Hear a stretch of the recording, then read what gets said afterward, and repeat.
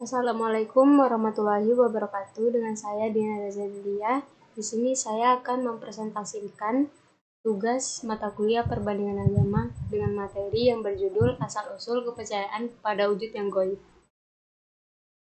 Selanjutnya, yaitu topik pembahasan. Topik pembahasan di sini saya akan membahas 3 topik. Yang pertama, pengertian wujud gaib. Yang kedua, hubungan wujud gaib dengan kepercayaan. Yang ketiga, teori asal-usul kepercayaan kepada wujud yang gaib. Yang pertama, pengertian wujud gaib. Wujud sendiri berasal dari bahasa Arab, yaitu maujudun yang artinya ada, sedangkan gaib yaitu ghiabun yang artinya tidak hadir atau tidak ada. Maka secara bahasa, wujud gaib ini adalah sesuatu yang ada namun tidak tampak oleh mata manusia secara langsung. Baik, selanjutnya hubungan wujud gaib dan kepercayaan. Kepercayaan ini identik dengan agama. Nah, kepercayaan keagamaan didasarkan pada adanya kekuatan gaib, yaitu Tuhan yang berada di atas alam ini atau yang ada di balik alam fisik. Nah, kepercayaan kepada hal gaib pada Tuhan ini dijadikan sebagai pokok kepercayaan beragama. Seperti contohnya menuntut kepercayaan kepada adanya kehidupan setelah mati atau kehidupan akhirat. Nah, kehidupan akhirat juga digambarkan manusia dan masyarakat penganut berbagai agama dengan bentuk-bentuk yang berbeda. Misalnya Hindu yang menggambarkan dalam bentuk roh secara terus-menerus. Selanjutnya, teori asal-usul kepercayaan kepada yang gaib. Nah, di sini ada 4 macam teori. Yang pertama ada teori jiwa, yang kedua teori batas akal, yang ketiga teori kekuatan luar biasa, dan yang terakhir teori firman Tuhan.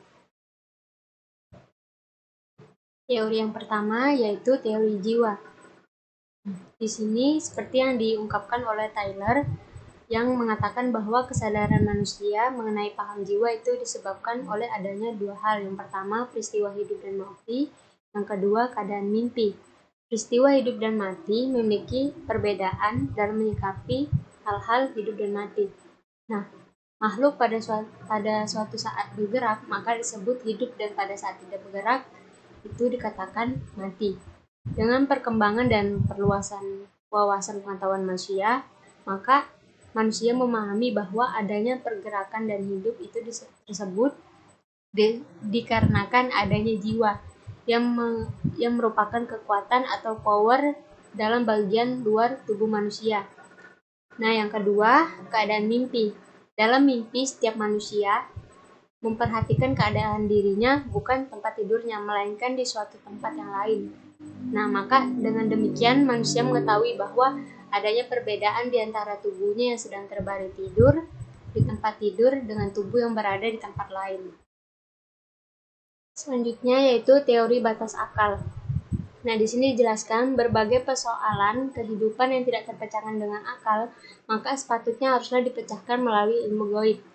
Nah, di sini pada zaman dahulu pengetahuan atau teknologi atau seperti kedokteran contohnya itu kan belum ada. Jadi pada zaman dahulu ketika ada yang sakit kemudian tidak tahu solusinya seperti apa, maka pada zaman dahulu itu mempercayai melalui ilmu gaib dengan menyembah atau memberi makan sesuatu atau tempat tertentu yang dipercayai bisa menyembuhkan seseorang ini yang sedang sakit. Selanjutnya yaitu ada teori kekuatan luar biasa. Di sini dikatakan adanya perasaan yang rendah menghadapi gejala dan peristiwa alam yang diasumsikan sebagai hal yang luar biasa dalam kehidupan manusia. Contohnya ketika terjadi tsunami, gempa, dan hal-hal musibah yang lain. Nah, pada zaman dahulu itu dikatakan bahwa misalnya nih di lautan terjadi tsunami atau banjir. Nah, itu pada zaman dahulu masyarakat sekitar itu percaya bahwa hal-hal yang gaib yang ada di lautan itu sedang murka atau sedang marah. Maka mereka memuja atau memberikan makanan supaya di daerah tersebut tidak terjadi hal-hal yang tidak diinginkan. Nah, maka tadi disebutkan adanya perasaan yang rendah menghadapi gejala dan peristiwa. Selanjutnya yaitu teori firman Tuhan. Nah, di sini mengatakan bahwa agama itu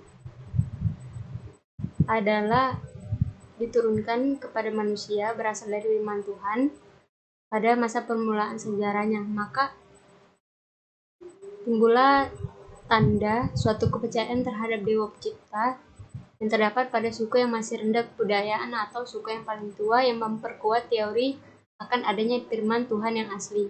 Nah, kepercayaan yang asli dan bersih ini dalam perkembangan kebudayaan, kemudian pada tingkat kebudayaan yang lebih maju, kepercayaan ini semakin kabur dengan semakin banyaknya kebutuhan manusia. Akhirnya kepercayaan tersebut semakin terdesak oleh adanya pemujaan terhadap makhluk halus, ruh, dan dewa.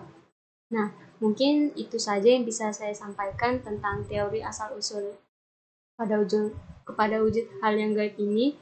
Assalamualaikum warahmatullahi wabarakatuh.